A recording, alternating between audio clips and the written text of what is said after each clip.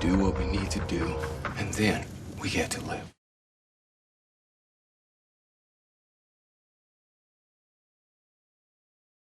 We are the Walking Dead. Wa-la-la-la-la-la. Yes, the famous quote from the comic books, as well as the official name of the series, was uttered by the famous Rick Grimes in this latest episode. This is episode 10. The name of the episode is Them. I did look it up before, so I'm in the know about the episode. Oh, we know the episode name finally. Wait. Okay. And not a lot happened this episode. I mean, it was... I don't know if you remember back to season 3 when they... You know, that period of time where they left the farm and they were trying to find the prison? And, like, in the first part of episode 1, when they're going around and Herschel's like, oh, we can't be on the road with Lori for too long. That goes on for a little bit, but it didn't go on as long as this. And, I mean, I kind of understand why they did what they did. It was particularly to showcase how Maggie, Sasha, and Daryl were kind of giving up hope, because those three were the people who had the closest ties to Tyrese and Beth, so it kind of made sense that we got some time with them, and we got to see how kind of out of whack they were. And, yeah, I don't know. What'd you think about their whole psychotic scenes or whatever? With... Like, in terms of like, the scene where Sasha's, like, shooting the... Well, she had a lot of like... Oh, yeah. Like Abraham said, the plan's dicked! Yeah. Oh, yeah, that was funny. Yeah, because... The plan's dicked, because they were doing the zombie slip and slide, like, making them fall down the side into the pit, so, like, they didn't have to fight them and exert the little energy that they had. And, of course, Sasha, being, you know, crazy like her brother went crazy, like... She was just going ham and almost got everyone killed, so that happened. Yeah, I mean, and then there was the scene with the dogs. I thought they were the wolves, but they were just like regular dogs. Yeah, they're just stray dogs. Yeah, and so she killed them pretty fast, but obviously it was just to showcase the anger. And Michonne kind of had the... It's funny how Michonne's one of the people... I'd say Michonne and Glenn are two of the people that are kind of like, hang in there. It's all gonna be all right. Like every little thing's gonna be all right. It's kind of like their attitude towards this. And so they killed some zombies on a bridge, walkers, whatever. And I mean, they spent most of the episode walking around starving. They found a bunch of dead frogs, and I don't know what that was about. Like, what are they poisoned, or I don't know. No, I think they were just I don't know. Maybe the frogs went bad. I mean, freaking Daryl ate a worm, so I can't imagine that that's off the fucking radar for food. There was a deer, but it had already been eaten, which kind of leads to the whole either dogs or wolves. I don't know if they're gonna. It was probably those dogs that they saw there, and then they killed them. I don't think it was anything too complex, to be quite honest. I don't know. I'm trying to think. I mean, they found the barn because Daryl was obviously. It was funny because in the middle of the storm. Oh, there's a barn. Yeah. Well, because he had his scene where, like, because Carol kind of led that up. He's like, oh, you got to let yourself open up, and then he did, and he saw the barn, so they stayed there. And burnt himself with a cigarette. Yeah. What was interesting, Rick had that story when they were in the barn, sitting around the campfire. Grandfather, who I don't know what war he said he fought in, but it was some analogy about. It was either World War I or II, because they were fighting the Germans. Yeah, so it was. He had some analogy about how he thought he was dead, and he got up it was just some kind of like pushing yourself, like not giving up kind of thing. Yeah, for 2 years, he said that he pretended that he was dead, and he said that that's basically what they're doing. They have to do what they're doing to survive. That's what they're surviving, and once they do, then they'll be exactly. Alive. You got to do what you got to do. You got to do what's necessary, and then then you can enjoy the things after. That's kind of the analogy that went along with that. Now, the one thing I didn't understand, the scene where the zombies are trying to get in the barn when it's raining.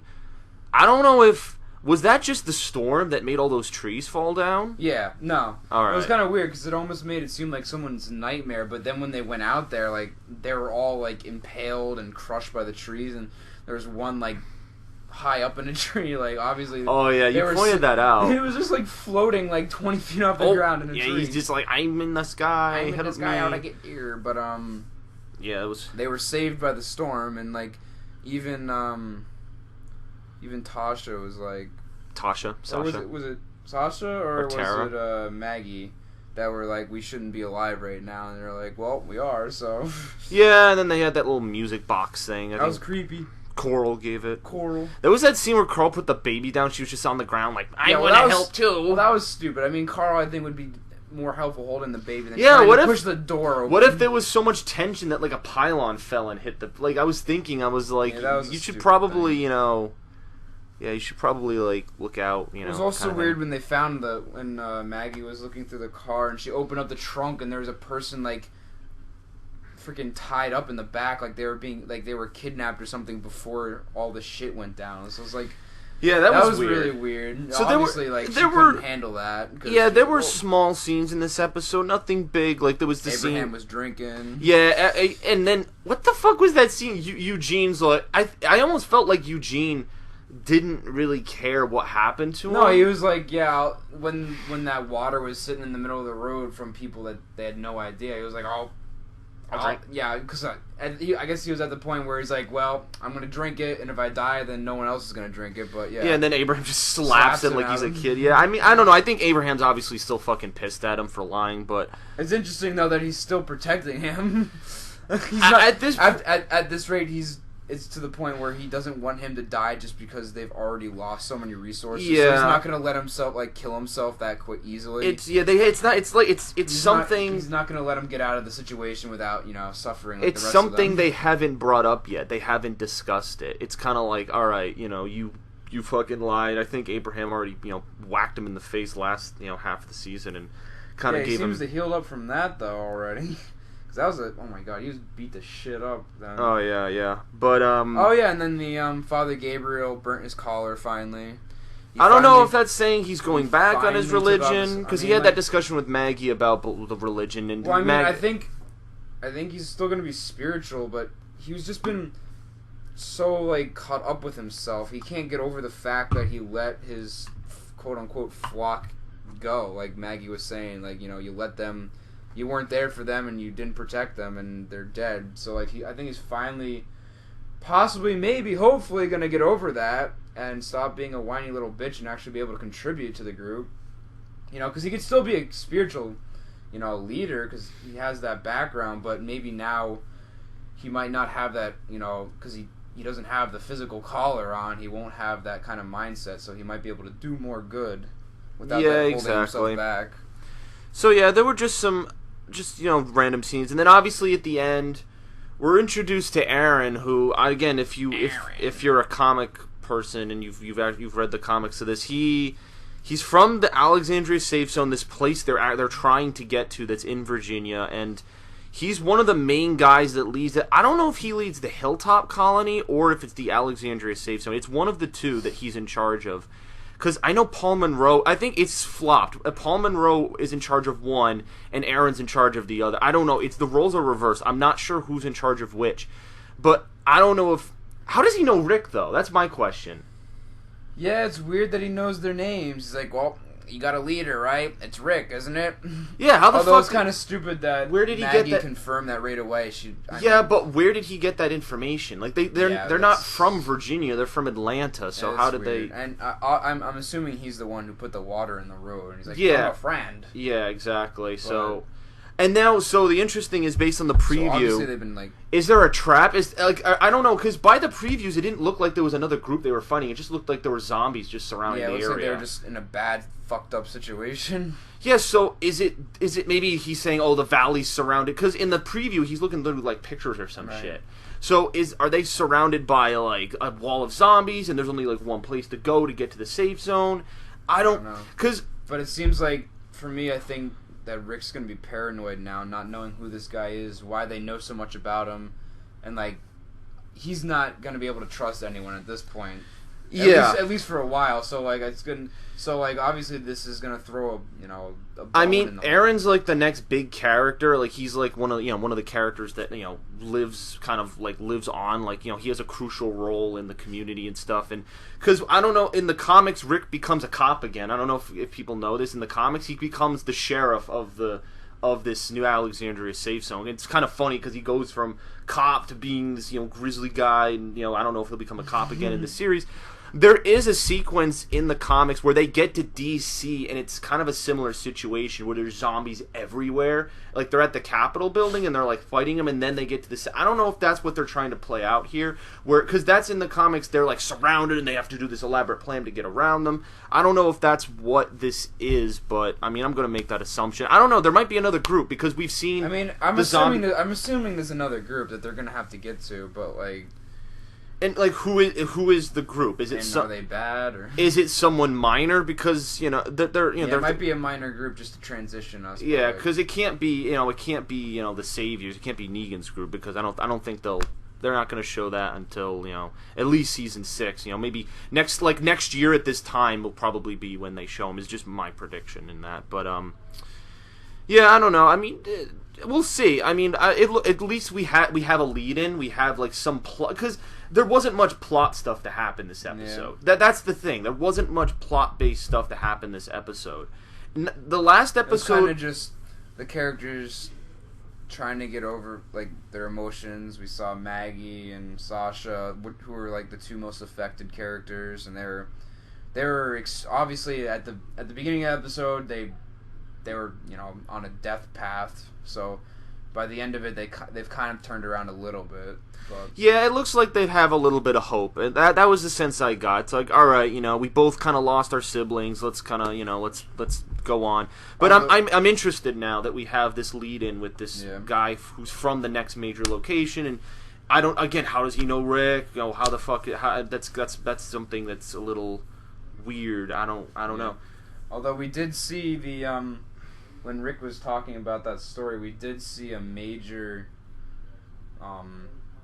ideology like split between him and Daryl, yeah. So who knows how that's gonna play out? Because they've been on the same page for a while now, ever since Rick started being a badass. Like, once he finally got his stuff together, him and Daryl have been getting along. But with this whole, we're The Walking Dead. We saw this too. Remember when Tyrese offered the other plan, and Rick got in his face and was like, "No, killing the cops is better." And then Daryl took Tyrese's side and was like, "No, his plan will work too." They had that split, and I almost feel like Rick's pissed. Well, great, we went with your plan, and look what happened, kind of thing.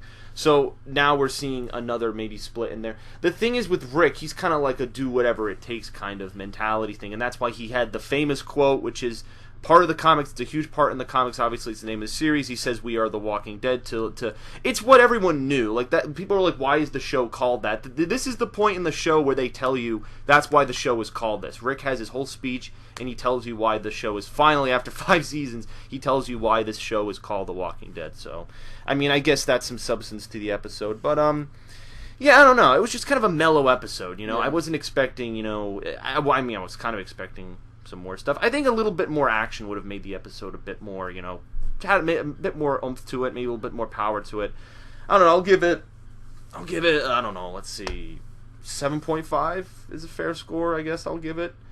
I just would have liked some more action. I understand the characters had to show their kind of emotions and what they were dealing with, but I just think I would have other areas to be explored. Just not talking about random stuff, but just, because we know that it's the anticipation. Like, we know they're suffering with this.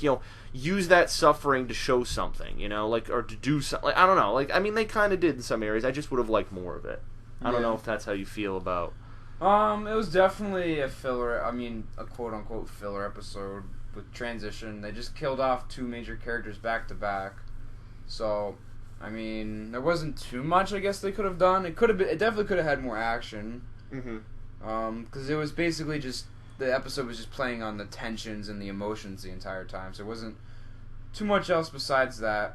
I was gonna give it an 8, but there was that awesome scene in the rain. We had our wet t-shirt contest. Oh no. Who wore it better, Maggie, Tara, or Rosita? Yeah, the fucking laying with the wet, oh god. Well, that was just wonderful, so you know what, I'll give it an 8. All right. I'll give it an 8. He raises his score higher than mine for the wet t-shirt portion of this episode, and if this was HBO, maybe they would have been taking them off and flinging them around. Yeah, that would have been interesting. Oh, for fuck's sake! Oh my god! So I mean, Abraham would have had his fill of all the girls. He would have been like, I'll see about 7 of them. Yeah, just fucking standing there. Big fucking grizzly ginger guy. Oh my god. So, alright, so that's this episode. This is episode 10. Next week, it looks like we'll have a bit more plot details. We're going to find out kind of what's going on. That'll be interesting to see and stuff. So, yep. See you guys later. And then for people interested in Better Call Saul, we'll see if we can get that to you by, Tuesday, Wednesday at the latest kind of thing. So, alright. Peace out.